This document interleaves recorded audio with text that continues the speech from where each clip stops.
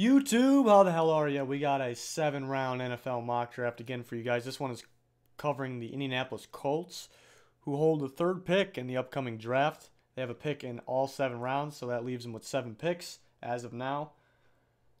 And there's been a fan-voted mock draft going on. Viewer-voted mock draft we've been doing, and you guys been picking. The Colts pick is closed. You guys voted. Who'd you pick? Went with Bradley Chubb, edge rusher, NC State. Solid pick. Interesting debate. If Saquon Barkley was there, would you have voted for him over Chubb? But he was gone second overall. So you guys went with Chubb. Pretty obvious choice there is between him and Quentin Nelson. Quentin Nelson got some votes. But yeah, next you'll be voting for. You can vote right now. Actually, click that link in the description for the Cleveland Browns' 4th pick, and then the Broncos will be next. And we'll keep going on with these videos. And next will be the Broncos, though. We already did the Browns pick, so we don't need to do them again for their 4th pick because we already included that pick in the first video. So you guys will be voting for the Browns and the Broncos leading up till Saturday. Then the Broncos video will release on Saturday. We're also doing more free agency and draft coverage videos leading up through all these picks, going in order in all these picks, and then doing the teams without the first round draft picks after that. I know the Texans don't even have a pick till round 3, I believe. So we'll keep going through that. But now on to my mock draft, my 7-round mock. Basically, it's the best possible situation mock without any trades, in my opinion. Best possible situation. So with the 3rd pick, I'm having the Colts take Saquon Barkley, running back, Penn State. Now, if you saw the Giants video, I also am taking Barkley. But doesn't matter what the other team's taking. The other mock drafts, they're not based off each other. So realistically, 1st pick could be a quarterback, 2nd pick could be a quarterback, depending on, or it doesn't matter really who's picking there. If there's a trade, it's most likely for a quarterback. So it's very realistic that Barkley is the 3rd overall pick to the Colts. It's realistic that he's there. They're deciding between him or Bradley Chubb, maybe Quentin Nelson.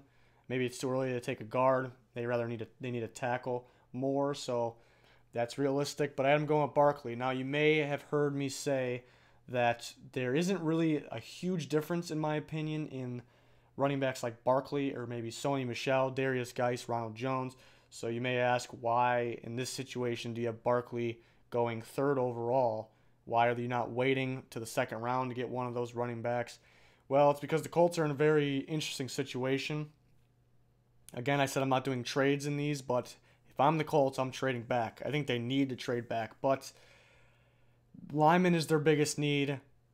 Really, again, I think it's too early for an offensive lineman. Even though Quentin Nelson may be the best player in the draft, it's because he's the safest player. He may be a lock at a Pro Bowler early in his career, but tackle is more of a need. And how early is too early to take a guard? Really, I'm just taking Barkley, the biggest game changer maybe in this draft, maybe the best player in this draft, playing it safe, because I'm not going to go with one of those other running backs like Ronald Jones in the 2nd round, because by then you need a lineman. You cannot wait longer than that to get a lineman. Again, they can, in free agency, they can really stock up on the lineman, which I would do, but as of now, we don't know.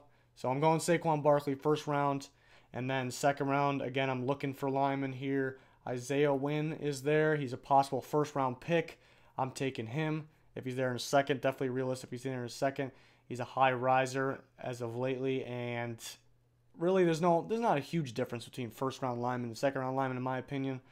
Especially if you go mid 1st round to early 2nd, not much of a difference. So I'm going Isaiah Wynn there, and then I'm going lineman back to back. 3rd round, I'm going Okafor, the Western Michigan tackle. I think he's a day 1 starter on the Colts at tackle, even though he's in the 3rd round here. Possibly can go 2nd round. Western Michigan lineman been pretty good in the past for the NFL, so it's looking pretty solid. So yeah, it may be a little boring if your team's going 2 rounds in a row going lineman, but got to do what you got to do. And I can't stress enough that they need to trade back and get more picks. They could trade back in the 1st round, easier way to get picks, but maybe Barkley or Chubb is too good to pass on. So a good strategy is to trade back a few times in the day 2 or day 3 rounds. You trade back 4 spots, 5 spots, 10 spots, whatever it is. You keep gathering picks throughout the draft as it goes. That's always a good strategy too, because you need depth. I mean, they really need starters pretty much anywhere except for quarterback. Luck and Brissett look pretty solid as long as Luck stays healthy, but I think Brissett can start. You just got to give him some protection. So I'm going to keep saying it throughout the video. The Colts need to trade back. I think they will. If they don't do it in the 1st round, we'll see them do it multiple times throughout day 2 or 3. But on to the 4th round pick. Levi Wallace, corner from Alabama. I like Levi Wallace a lot. Knows how to play the position. Could be a 2nd rounder. I would value him as a 2nd rounder, but I think he's going to drop a little bit. 3rd or 4th is more realistic. Maybe even 5th. His number 1 trait in college was pressing. And for corners, the hardest thing to adjust, hardest transition from college to NFL is press. Pressing the NFL receivers is a totally different thing. So maybe his best thing drops off a lot because he's bigger, stronger, more intelligent receivers. So that's the concern. Him being thin too. He weighs under 180 pounds. So I mean, size was never really made me change my rankings or my thoughts on the guy. So I like Levi Wallace, but he knows the position, very good technique, very good ball skills. So no doubt he's good enough to play, especially here in the 4th round. One of those guys that I got a feeling no matter where his skill level will be at, we'll be in the league for a while, unless there's some crazy injury. So I like Levi Wallace. That brings us to the 5th round. Another Alabama guy, Sean Dion Hamilton, middle linebacker from Alabama. Now, it wasn't for an injury. He'd be a day 2 guy, maybe 2nd round. So very high ceiling. Again, Colts could use pretty much any position on defense. That's why this is tough. They did draft well last year. Malik Hooker will be a great safety for a long time if he doesn't keep getting hurt. Unfortunate injury last year, but I think he'll be okay. And then you got Quincy Wilson, good corner for the future. Also, the pickup of Jabal Sheard was pretty solid, but they still need a lot of pieces. I'm looking at linebacker, pretty much any linebacker position, but mainly middle linebacker, so that's why I got Hamilton here. High ceiling, like I said, we're going to find out in the next month or 2 how his injury is, if he's good to go. I believe he's good to go, but if it clears out long term, that's even better. Could go earlier in this, but teams may be a little scared about it, so he could drop to here, and that's why he's a high ceiling guy. I think he can play at a high level, high impact right away if there's no injuries. So could be a steal here in this range of the draft. On to the 6th round. Kendrick Norton, D lineman from Miami. Again, this brings us back to why they need more picks, because you guys voted for Bradley Chubb, another D lineman, but more of a pass rusher than Kendrick Norton is, and I don't have him getting any sort of pass rusher till maybe here, and it's tough because they need so many things. Again, they can fill it out in free agency, they can do well there, but they're still going to need more picks to make something happen in the draft. But Kendrick Norton, the guy that can play multiple positions on the D line, in my opinion, especially if that's Colts D. But yeah, they got 3 guys in Miami. 3 guys, Norton, Thomas, McIntosh. They all can go. They're all going to get drafted. What order they're going to go in is the interesting thing. Might see him go as early as round 2, but probably that 3 to 6 range. Norton, early day 3 guy, maybe down here at 6. It's a possibility. So I like him for the Colts because he can play multiple D line positions, in my opinion. So it could be a solid pick. And that brings us to round 7, where I have them getting Cedric Wilson, the wide receiver from Boise State. Long guy, tall corner, good hands. Gets open. So he could be a 6th round guy, maybe 7th round. So Colts get him here. Another position they could use earlier. They really have T.Y. Hilton and Moncrief is really about it for their better playmakers. Moncrief, maybe they could do better than that. They can get better than that. So again, get more picks or get a receiver in free agency because you need one earlier. Maybe cover that offensive line giant need in free agency. Maybe help the pass rush in free agency. Looking at Ziggy Ansah, DeMarcus Lawrence, guys like that.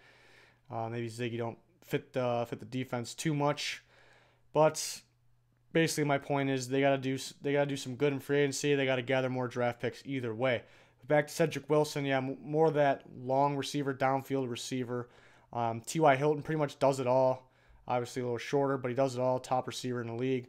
Moncrief's downfield guy, intermediate route guy, doesn't play at a super high level, so they can use another downfield, just true downfield guy. So that's why I gave him Cedric Wilson from Boise State. A lot of receivers. I said in the past, receivers are going to come off in an order that's going to be weird. You can't really predict it, so it's going to be interesting to see. But again, I keep saying it. I think the Colts are and should trade down at some point, whether it's 1st round. Or maybe multiple times on day 3, maybe once or twice day 2, maybe a mixture. I think they just absolutely need to do it. Every year we have the teams that need to do it. We feel need to do it, but the Colts are like the definition of, they're the example, prime example of a team that needs to do it. You got teams this year, like the Bucks, the Bears. They could definitely do it. They need to gather more picks. The Texans don't have early picks. They could gather some somehow, but this is the team. This is the team that I think will do it and has to do it. So again, no trades in this, but if I was the GM, I'd be doing it. I'd be trading, no doubt. So that'll do it for this video. Hope you enjoyed those 7 Colts picks. Hope you enjoy all the mock drafts. Got plenty of them posted on the channel. Plenty of free agency predictions and more of all that to come leading up to the draft, leading up to week 1 of the NFL. Then we got our picks during the year. So a long way to go to that, though. I'm excited for the draft. Combine coming up. Said in the past, Combine's gonna matter a lot. It always matters, but I don't really change my rankings based off of Combine numbers. Only guys that are close in grades, but there's a lot of guys that are very tight this year. That day 2, mainly rounds 2 to 4. A lot of guys that are very close. So Combine's gonna be very interesting this year. Can't wait. So I hope you enjoyed it. Please like and subscribe. Stay tuned for more. Don't forget to vote. Fan voted mock drafts. Got the Browns. Got the Broncos coming up. Broncos videos coming up Saturday. Stay tuned for all that. Goodbye.